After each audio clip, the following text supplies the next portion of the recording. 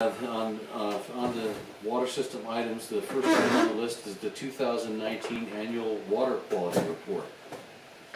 And I'm not going to go through all the details except for to make a couple of highlights. First of all, our water quality is excellent. This does not account for leaks. We're not talking about leaks in here. This is just simply our water quality. And to give for the audience that hasn't heard this before, one of the things that the DEQ states is we test for constituents, of which even bottled water has some constituents. Over several years, we would test for 80 constituents, and years ago, they used to require us to report on every one of them, but nobody would read the reports because it would say ND, none detected. So we only report the constituents that are detected. And again, it's not a problem that we detect something. The problem is if it reaches what is called an MCL, or maximum contaminant level. To let you read to you what EPA says about the maximum contaminant level and how it can, if you get a constituent at that level, how it can affect you. MCLs, or maximum contaminant levels, are set at very stringent levels. To understand the possible health effects described for many regulated constituents, a person would have to drink 2 liters of water every day at the MCL level for a lifetime to have a 1 in a million chance of having a health effect from it. Okay? That's if you're at the maximum contaminant level. Now let's go into what constituents were detected, and I'll compare the few that we have with the maximum contaminant level. Arsenic, okay? We are at 4.4, the maximum contaminant level is 10. So we're not concerned about that. It's not up at the maximum, and in fact none of them are. Barium, 0.033, the maximum contaminant level is 2. So again, we're at a fraction of it. Gross alpha radon and uranium, 0.403, the maximum contaminant level is 15. Wow.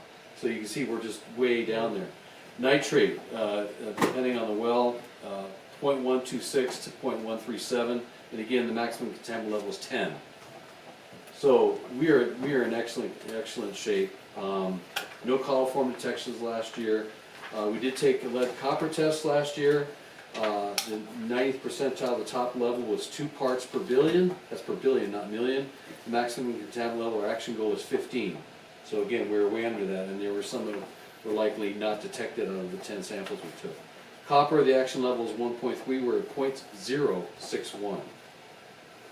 So you can see we are well under that. The only other thing is we, out of Cape Horn, we do add some chlorine to the water, and so we test for what is known as total trihalomethane, so they call disinfectant byproducts. We had 0.52 on that, and the maximum contaminant level is 80. You see, way under that. Haloacetic acids, there was no detection at all, the maximum contaminant level is 60.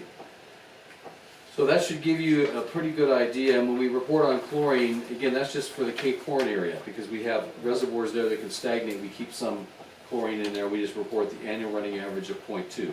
Again, no chlorine in Bayview or Dwarmore or anything like that. We don't use chlorine there. So that should give you some highlights of the report of what's going on. Essentially, our water quality is excellent. And again, not accounting for leaks or anything like that, other than the fact that if we had a loss in pressure and we got contaminants in the system, then it would start showing up. But that's what we're addressing through our facility plan. So we can drink from our faucet? What's that? We can drink from our faucets? You can be more confident from our faucet than you can from bottled water, which doesn't have as stringent regulations as our drinking water does. Wow, that's great. So we will have this, with the approval of the board, we'll have this posted on our website shortly, right, Jesse? And we will have at the end of the month announcements on the back of the bills stating that the water quality report is available on the website or by request. And I don't know if we have room, Jesse, to add that we met or exceeded all EPA and drinking water standards, DEQ drinking water standards for 2019. If we have room for that on the back of the bill, that might keep people